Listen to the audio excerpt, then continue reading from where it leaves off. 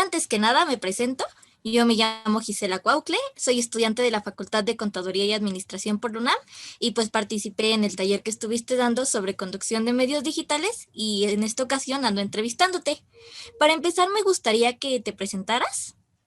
Cómo no, Gisela, gracias. Mi nombre es Juan Barragán. Nombre completo Juan Martín Barragán Olivares. Tengo poco más de 29 años trabajando en los medios de comunicación. Estudié la carrera de Ciencias de la Comunicación en la Facultad de Ciencias Políticas y Sociales de la UNAM. Estudié una maestría en la Universidad de California en Berkeley. Y estoy muy contento hoy porque Gisela Cuautle, mi alumna, me va a hacer una entrevista. Perfecto, muchísimas gracias, Juan. Para empezar, me gustaría que nos explicaras un poquito sobre por qué decidiste entrar al mundo de la conducción, o sea, entre todas las profesiones que había, ¿por qué la conducción? Fíjate que eh, una vez yo vi a mi papá que, bueno, siempre lo veía, ¿no? Llegaba del trabajo, llegaba muy cansado.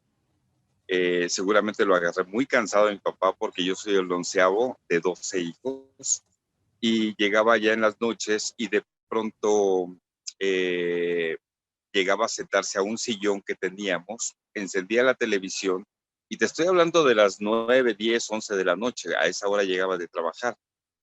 Y de pronto un día le dijo a mi mamá, fíjate que a ese muchacho que está ahí en la televisión le está yendo bastante bien. Y entonces fue algo mágico en ese momento para mí, porque si mi papá en ese momento le dijo a mi mamá que el muchacho que estaba en la televisión le estaba yendo muy bien, entonces yo entendí algo que hoy lo comprendo porque estudio la carrera de comunicación. Agregó mi papá un valor muy importante y agregó un valor de comunicación, una comunicación muy asertiva en el sentido de que fue efectiva para mí. Mi papá le entrega ese mensaje a mi mamá, el mensaje no era para mí, pero se convierte efectivo en este momento para mí y efectivo en el sentido de que lo entendí perfectamente. Mi papá dijo, sin pensarlo, dijo, te tienes que dedicar a lo que estás viendo aquí en la televisión, porque yo trabajo todo el día, estoy esforzándome todos los días y mira ese muchacho que conocimos, le está yendo bastante bien. Entonces, a partir de ese momento, como que se me grabó ese mensaje y yo también lo entendí. Cuando era muy niño, entendí que si mi papá le estaba comentando a mi mamá que ese muchacho le iba bien, pues seguramente yo tenía que hacer eso para que me fuera bien en la vida. Perfecto, por lo que escucho fue una aspiración que tuviste desde muy pequeño. Desde muy pequeño y entonces yo de ahí me agarré y yo creo que también todos tenemos talento, Gisela, porque yo empecé, tenía muchos sobrinos ya, a mi corta edad tenía 15 sobrinos y casi todos de mi edad, entonces yo lo que hice, pedirle a mi mamá en Día de Reyes, le dije que quería un ventríloco para poder pues lo quería, ¿no? Quería un muñeco, ¿no? Y mi mamá, ¿un muñeco quieres? Le digo, sí quiero un muñeco, pero de esos donde mueva en la boca y todo lo demás. Y yo lo que quería era hacer negocio, quería empezar a trabajar, que no me escucharan. Yo veía un personaje que tenía dos ventrílocos, uno se llamaba Neto y el otro Titino, y entonces yo lo que quería era dar una función con mis sobrinos. Entonces de esa manera empecé a practicar la comunicación. Y ya después hice un grupo musical, pero fue una imitación del grupo Burbujas, que apareció cuando yo era muy niño.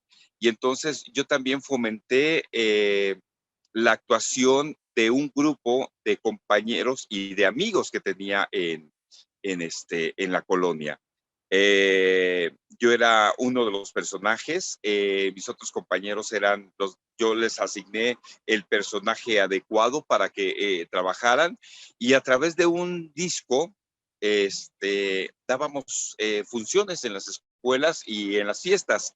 Entonces, ahí empezó la comunicación. Más tarde, cuando llego yo a la secundaria o a la preparatoria, inicio yo mi labor de conducción en muchos eventos.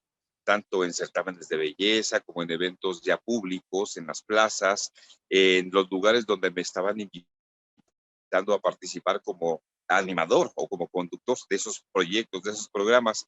Y poco a poco me fui dando cuenta que tenía que estudiar, tenía que llegar a la secundaria, a la preparatoria y a la universidad.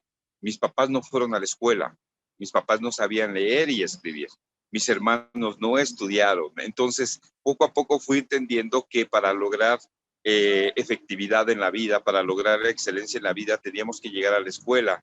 Y yo fue uno de los caminos que emprendí, llegar a la escuela, inclusive a llegar a la universidad para hacer no solamente una profesión, sino varias profesiones y a tomar muchos diplomados.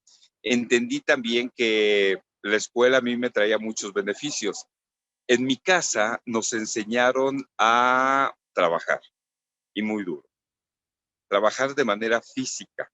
Y entonces yo entendí que trabajar pues sí me duplicaba mi esfuerzo. Es decir, yo tenía que trabajar muy duro para poderme ganar algo, ¿no? En la casa. Pero es un valor agregado, el trabajo dignifica. Hoy por hoy lo entiendo. Pero trabajar muy duro, ¿no? En un negocio de paletas, o irte a trabajar con tu papá al pueblo para hacer adobes y para construir la casa misma de nosotros, no éramos albañiles, sino trabajábamos para nosotros mismos. Entonces era un esfuerzo descomunal, era un esfuerzo gravísimo, ¿no? Para mí, un esfuerzo físico. Y el ir a la escuela, para mí era algo muy tranquilo, muy tranquilo. Me facilitaba todo. Leer me facilitó todo. Entonces era un esfuerzo menor. Y entonces poco a poco fui llegando y sí, fue aspiracional y se convirtió esa aspiración en un sueño y ese sueño se concretó en algún momento determinado en mi vida. Pensé que no llegaba, pensé que a los 30 años no iba a llegar y yo antes de los 30 años me quedaban 2 y decidí, dije, si no llega el sueño de trabajar en lo que a mí me gusta, lo que tengo que hacer es convertirme en el mejor paletero. Pero llegó 2 años antes la televisión y estoy muy contento de estar aquí contigo. Muchísimas gracias por tu respuesta, Juan. Ahorita voy a pasar con mi siguiente pregunta, que me gustaría que me platicaras un poquito sobre la evolución que has visto en los medios de comunicación, no tanto en lo tecnológico, sino en la evolución del contenido, de la preparación de los conductores, ese tipo de cosas que han hecho que lleguemos a lo que tenemos actualmente. Es correcto, Gisela. Fíjate que eh, los contenidos han sufrido muchísimos cambios y uno de ellos, cuando llegan las plataformas digitales, de por sí los contenidos habían venido de más a menos en la televisión, los contenidos. Es decir, cuando inicia la televisión, pues obviamente era la plataforma más importante para comunicarse, ¿no? De una emisora a un receptor. Y teníamos que educar. A través de la tele se sigue educando, pero a través de la tele los contenidos también son formatos de entretenimiento, formatos de información y formatos de educación. Es decir, a principios de año, cuando empezaba la televisión, los formatos tenían que ampliarlos, tenían que ser sabios, inteligentes, tenías que tener estos elementos de información y de entretenimiento para poder captar la atención del público. Y entonces era muy bueno. Y lo vemos, ¿no? De hecho, hay una época importante, la época de oro, del cine mexicano de oro, donde viste grandes obras de cine, donde programas de televisión también duraron 10, 12, 15, 20, 25 años. ¿Por qué? Porque tenían excelencia y tenían contenido. Pero a raíz de que empezaron las televisoras a tener mayor competencia, también se empezó a generar ahí situaciones de contenidos extras, ¿no? Para poder competir.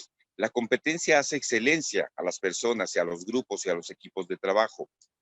Entonces, fue maravilloso, pero de pronto, cuando empiezan a crecer más televisoras, también se empieza a abaratar el medio y el contenido. Y yo digo, ¿por qué los contenidos empiezan a bajar? ¿Por qué el trabajo de los comunicólogos empieza también a disminuir? ¿Por qué las producciones empiezan a generar poca alternativa para el público en general. Es decir, se empiezan a empobrecer los contenidos de una manera difícil, de una manera factible. Y después llegan las plataformas digitales donde empezamos a entender exactamente que las plataformas digitales es una alternativa importantísima. Y de pronto las plataformas digitales empiezan a crecer, a crecer, a crecer, y la gente, por nacimiento, la gente tiene una capacidad de que puede evolucionar con la creatividad y con el talento. Entonces ahí se ve exactamente la creatividad y también se ve el talento de las personas a través de las plataformas digitales para mandar un mensaje. No necesariamente muchos estudiaron la carrera de comunicación, periodismo o estudiaron alguna alternativa de esta ciencia para poder entender exactamente cómo se tiene que dar un mensaje. El mensaje es, hay veces de manera lógica, ¿no? Por eso nos comunicamos. No estudiamos todos comunicación para aprender a leer, para podernos comunicar. Aprendemos comunicación desde que nacemos y empezamos a retroalimentar esa dinámica de comunicación. Y entonces la creatividad en las personas aflora de una manera distinta, donde en las plataformas digitales se puede ver y verificar exactamente ese contenido. Hoy por hoy tenemos muchas herramientas y tenemos mayores competencias para alcanzar esa excelencia. Todos estamos buscando cómo captar la atención del público. Así que la televisión, si no genera expectativas en los contenidos, va a tener una muerte más lenta de lo que ya la tiene. Y si no genera contenidos de producción altamente efectivos para nuestro público, pues la televisión poco a poco va a ir muriendo. Entendemos que la televisión como aparato va a seguir funcionando porque las plataformas digitales, como las que vemos a través de Netflix, de otras más, HBO y todas las demás, están generando contenidos buenos que nos están llamando la atención y los estamos viendo y los estamos pagando. Entonces, pagamos por excelencia y la televisión popular, la televisión abierta, si no genera esos contenidos, que hoy por hoy son contenido basura, si no genera esos contenidos, pues va a morir en algún momento determinado. Perfecto, Juan. Ahora que acabas de mencionar a los medios digitales, a las plataformas digitales, ¿tú consideras que este es el futuro ahora sí que de los próximos comunicólogos, de los próximos locutores? ¿Es a lo que se van a tener que enfrentar? Yo creo que es una alternativa importantísima. La televisión seguirá existiendo como medio, como cuarto poder, es importantísimo. Y hoy por hoy muchas de las televisoras los tienen nombres sumamente ricos en nuestro país y en el mundo. Es decir, la televisión como medio genera o la prensa genera un cuarto poder. Ese poder que se dinamiza exactamente entre una sociedad. Las plataformas digitales son también el cuarto poder, un poder tan importantísimo. Solamente si no coartan la libertad, estas plataformas digitales, estos dueños, estos generadores de estas plataformas, si no llegan a coartar la libertad entre los comunicadores, entre el mismo público que se está volviendo comunicador ciudadano, si no coartan esa disciplina, pues obviamente sí va a ser una muy buena alternativa para podernos comunicar. Si las empresas como Twitter, como Facebook, como Instagram, como YouTube, como cualquiera de estas, empieza a coartar la libertad de nosotros como comunicadores, entonces pues esta mecánica se va a ir a la basura. Lo que deben de ser muy inteligentes de que no te cuarten la libertad, porque hoy por hoy, si yo tengo un receptor en este momento, si estoy contigo, y si yo estoy en una charla privada, pues yo te voy a platicar muchas de las cosas que yo quiero platicar. Pero si en este momento yo tengo un receptor grupal y quiero darlo a conocer de manera pública, pues obviamente si no me guardan a mí la libertad, voy a tener mayores expectativas en información, en poder desarrollarme. Así que ellos deben de ser muy inteligentes para no coartar la libertad de las personas y poder generar informadores y comunicólogos que puedan también contribuir a una sociedad mucho más alternativa, más sana, más informada. Muchísimas gracias, Juan. La verdad, muy, muy, muy buena información. Mi siguiente pregunta va de acuerdo a que nos habías mencionado que estuviste trabajando en un programa en Estados Unidos. Lo que yo te quería preguntar era, ¿qué diferencias importantes consideras entre ser conductor en México y ser conductor en Estados Unidos? Mira, vamos a empezar por la ley de trabajo. En México, desafortunadamente, en las empresas en las que yo he trabajado, en México he trabajado en dos grandes empresas. He trabajado en Televisión Azteca y en el periódico El Universal. Y tengo conocimiento de muchos compañeros que trabajan en Televisa, que trabajan en otros medios de comunicación. Eh, Desde mi punto de vista muy particular, por la ley de trabajo, hay veces no existe respeto en horarios y en comunicación. Comunicación de nuestros líderes hacia los empleados, los colaboradores. No hay respeto. Y ese es un esto se tiene que, esto tiene que cambiar como ha ido cambiando la sociedad. En Estados Unidos, el respeto que yo tuve me empoderó, me dio mucha seguridad, mucho respeto que hay en los Estados Unidos de trabajo. Tienes 40 horas laborables a la semana, tienes días de enfermedad. Las personas te hablan con una comunicación muy propia para que tú puedas realizar tu trabajo. Te encomiendan tu trabajo, haces tu trabajo y tienes tu obligación bajo los principios básicos de mi responsabilidad, mi obligación y de mi formación educativa. Bajo estos tres principios, tú debes de contribuir a tu trabajo. Claro, si no lo haces, vas a lograr tener una sanción, pero sobre advertencia no hay ningún engaño. Entonces es muy importante que te apoye una ley de trabajo que te permita a ti desarrollar. ¿Cómo es posible que te pueda una persona, no, un líder o un jefe tuyo, te pueda estar lastimando constantemente, te pueda humillar, te pueda no informar de lo que va a pasar y que después ellos a través de ciertas políticas te estén otorgando ni siquiera el beneficio de la duda, te están otorgando una mala comunicación, no te están empoderando, están coloquialmente poniéndote el pie para que caigas. Entonces, por eso nosotros somos tan resilientes en México, porque logramos tener esa resiliencia para salir adelante. ¿Cómo lo hacemos y cómo lo logramos? Pues nuestro propio ADN o nuestra propia cultura nos permite a nosotros alcanzar niveles de excelencia a pesar de las consecuencias de la problemática que tenemos, porque no existe, sí existe la ley de trabajo, pero no se es aplicable a las empresas, tanto públicas como privadas. Tú te quejas y te corren. Ese es un hecho. Tú alzas la mano para hablar de una manera con comunicación asertiva y no les parece y te corren. En Estados Unidos no. En Estados Unidos hay un árbitro que es un sindicato. Yo tenía sindicato en los Estados Unidos y yo nunca llegué a tener ningún problema, pero el sindicato siempre estaba muy alternativo para decidir si tenías o no algún conflicto laboral. No lo tengo, gracias, muy amable, perfecto. Entonces, veía por tus intereses laborales, veía por tus buenas horas de trabajo, veía por tus sueldos. La empresa también veía por eso. Entonces, no se pasaba a la empresa de lista, pero porque te respalda una ley de trabajo. Esa es la gran diferencia. Ahora, en México, te puedo comentar que he hecho periodismo. En Estados Unidos me frustraba porque no hacía periodismo.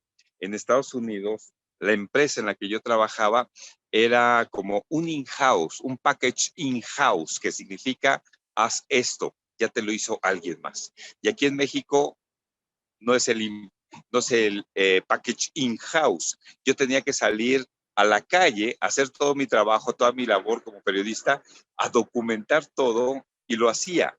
Sí lo hacía en Estados Unidos, pero había en algún momento formas que no las hacía por la falta de tiempo y por los tiempos que eran tan dinámicos, ¿no? Pero te facilitaban el trabajo. Fui muy feliz en Estados Unidos. Soy muy feliz en México trabajando, pese a mis condiciones de trabajo laboral que tengo actualmente.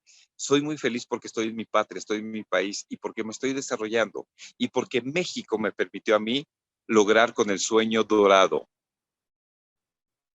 porque en Estados Unidos muchos hablan del sueño americano. En México para mí también logré el sueño dorado, en Estados Unidos logré el sueño americano para muchos de los latinos. Entonces, estoy muy feliz y muy contento de haber trabajado en Estados Unidos y en México. Trabajé en Italia, trabajé en Guatemala, trabajé en Honduras, trabajé de manera local en un estado, en Baja California y en Tijuana. Pero obviamente las condiciones latinas, hispanas, son muy similares a las condiciones mexicanas. Las condiciones en Europa son totalmente distintas. Y hace un momento lo venía comentando con mi grupo de trabajo. Decía, en Europa también trabajas 40 horas y tienes muchos beneficios de vacaciones y tienes muchas cosas que te permiten a ti tener salud mental, siempre y cuando tú la quieras tener, porque también, a pesar de tantas condiciones buenas, laborables en Estados Unidos y en Europa, pues mucha gente está cucu, como que no entiende. Yo creo que necesitan trabajar en México o lo peor aún, necesitarían trabajar en países sumamente pobres para que podamos entender exactamente que vivimos pues en una tierra fértil y práctica y muy tranquila y que tenemos todos los beneficios. No tenemos que estar buscando en trabajos muy arduos, inclusive la de un comunicador, donde no ganas dinero, por ejemplo, yo digo en África, en Irak, en Siria, donde de por sí la labor del periodista es peligrosa. Ahora imagínate en esos países donde vas a ganar muy poco y además te van a matar por inclusive hablar a un público. Muchas gracias, Juan. De acuerdo a lo que me acabas de mencionar, ¿tú consideras que existe una censura importante en los medios de comunicación mexicanos? No, la censura, mira, cada medio de comunicación tiene una línea y ahí podemos hablar de censura. Dicen, de esto no se habla y de esto sí se habla. O más bien, de esto no se habla. Ya te tienes. El periodista se autolimita. ¿Por qué? Porque ya tienes un trabajo donde te están limitando con cierta información. Depende de ti, como periodista, si quieres trabajar o no en ese lugar. Entonces, hay lugares donde te censuran más que en otros, pero dependiendo qué es la censura, qué me están censurando, de qué me están limitando, de quién no debo de hablar, qué es lo que no debo de hablar. Entonces, cada medio tiene ese tipo de proyección, ese tipo de limitación. Entonces, sí es importante delimitar qué es la censura y quién te está censurando y cuáles son los tipos de limitaciones que tienes en cierto medio de comunicación para poder abordar precisamente este tipo de cosas. Muchísimas gracias, Juan. La siguiente pregunta es sobre qué habilidades consideras que son necesarias que los jóvenes desarrollen para ser competente en tanto en medios digitales como en plataformas digitales. Bueno, es muy importante. Uno, que tomen el taller con Juan Barragán, el taller de televisión. Es importante, Gisela, leer. Es muy importante. El hábito de la lectura te permite desarrollar mayor comprensión de análisis, de síntesis y de comprensión. El aplicar la, la lectura, aplicarla a la redacción, también te va a permitir tener una habilidad mayor y suficiente para poder hablar, para poder dirigirte a los demás. Conocer sobre las diferentes comunicaciones, ¿no? Asertiva, efectiva y conocer exactamente cuál es el tipo de mensaje al cual vamos dirigidos o a quién nos vamos a dirigir. Esto también nos permite a nosotros tener una hipótesis exacta de la comunicación. ¿Cuál es el objetivo? Entonces, este es por una parte. Dos, también saber las posturas de un comunicador, las posturas físicas, las herramientas que debemos de emplear para irnos desarrollando poco a poco. Hoy por hoy hay muchos comunicadores en la televisión que no tienen dicción, modulación de voz, características propias de volumen de la voz, de modificación de voz. No las tienen. Y yo digo, ¿cómo es posible que una persona esté en la televisión? ¿Cómo es posible que hoy por hoy sí es un experto? Salió de un programa de televisión, es un experto, es un atleta, es un cocinero, pero no eres un experto en comunicación. La televisión se ha ido prostituyendo exactamente. Como especialista en la cocina, en el deporte, podrías funcionar precisamente, pero como especialista y también en ese mismo entorno, pero no puedes estar prostituyendo de esa manera el medio. Ahora, cualquier persona puede trabajar en los medios de comunicación siempre y cuando tenga estas herramientas también, las herramientas de poder, de hablar bien, de conducirse bien, de emitir un mensaje bien. Entonces, son muchas herramientas, trabajamos mucho, tenemos que leer, tenemos que escribir, tenemos que salir a la calle, al campo de batalla para poder entrevistar a la gente, conocer exactamente, conocer desde cuánto cuesta un kilo de huevo, ¿no? Que es la canasta básica para poder empatar con la gente, determinar ciertas características físicas que debemos tener como comunicadores, ¿no? ¿Qué se necesita para el habla? ¿Qué se necesita para modular la voz? Para tener una buena dicción, una modulación. ¿Qué se requiere para poder tener una postura física ante la televisión, ante los medios de comunicación, ante un micrófono? ¿Qué necesitamos? Aparte del talento, del carisma, la disciplina y el conocimiento básico. ¿Qué necesitamos? Pues todo eso y mucho más. Entonces, hoy por hoy, cualquier persona, no importa lo que haya estudiado. Es más, yo celebro cuando una persona ha estudiado otra profesión y se interesa por el medio de comunicación. Va a tener doble ventaja. Una, porque tiene una especialidad en una profesión. Es especialista en algo. Digamos tú, Gisela, especialista en la contaduría. Sabes exactamente todo eso. Ahora, si tú tienes elementos básicos de la comunicación, tu profesión la vas a poder desarrollar si tú quieres en las plataformas digitales o en la televisión. Claro, tendrás que hacer un programa de mucho interés para el público para dar a conocer tu profesión, tu especialidad. ¿De qué manera va a ser atractiva tu especialidad dentro de los medios de comunicación? Pero en algún momento determinado, pues te vamos a llamar a ti porque eres la experta, pues para hablar sobre la curación de impuestos, hablar de Hacienda, hablar de qué manera se forman los diferentes eh, pagos de impuestos que tenemos que hacer nosotros como contribuyentes o viceversa, o cómo se distribuyen esos impuestos a los demás, o cómo se genera un impuesto, por qué le otorgan un impuesto a esta persona de tanto, o sea, todo ese tipo de cosas. Yo no lo sé, tú lo sabes. Entonces se genera ahí una empatía importantísima, porque yo como comunicador te entrevisto a ti para que esa información llegue a un grupo especializado, a un grupo que necesita conocer esa información tuya. Muchísimas gracias, Juan. Para terminar, me gustaría que nos respondieras unas preguntas que me solicitaron en Sí. una oración nada más, así rapidísimo. La primera es, ¿qué es lo más genial de ser conductor? Lo más genial de ser conductor es que tengo la mejor profesión del mundo, que puedo viajar a todo el mundo y puedo conocer gente extraordinaria. Perfecto. La siguiente es, ¿quién fue o es tu ejemplo a seguir?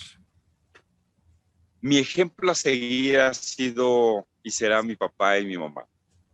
Eh, Son dos personas que amo y adoro y son mis ejemplos a seguir.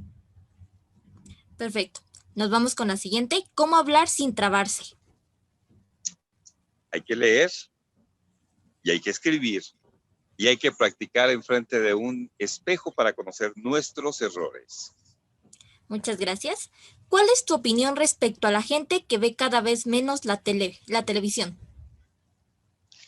Bueno, honestamente, los felicito porque hoy por hoy los contenidos en televisión van de más a menos, y si tú tienes la oportunidad de informarte a través de otras plataformas digitales, digamos, ¿no? A través de la lectura, o a través de estos medios digitales que no sean fake news, pues obviamente va a estar mucho mejor. Nosotros debemos de aprender de ustedes, de nuestro público. Ay, ya se me fue una oración, para entender que los contenidos deben ser de excelencia para ustedes. Muchísimas gracias, Juan. Y la última es, ¿cuál ha sido la mayor adversidad que enfrentaste para llegar a ser conductor? Bueno, desde mis inicios fue la inseguridad, Gisela, la inseguridad propia. Yo pensé que cuando hacía un casting estaba a un lado de las personas y yo mismo me derrotaba porque veía a la gente, la veía de manera física, la veía bonita la gente y yo mismo me derrotaba. Yo decía, no la voy a hacer porque está más bonito, ¿no? La otra persona que yo. Entonces, la inseguridad ha sido una de las peores herramientas o adversidades que he tenido en mi vida, pero llegar a Estados Unidos me empoderó mucho. En Estados Unidos, en mi trabajo me decían que era el mejor. Entonces, yo empecé a entender que sí, tengo algo, por lo cual llevo 25 años ininterrumpidos trabajando en la televisión. Entonces, la seguridad es importante, muchachos. Muy importante estar bien con nosotros mismos. Es Bueno, correcto. bueno, Juan, este ya fue todo por nuestra entrevista del día de hoy. Te agradezco muchísimo el tiempo que nos brindaste, la respuesta que nos diste y obviamente por el taller que impartiste.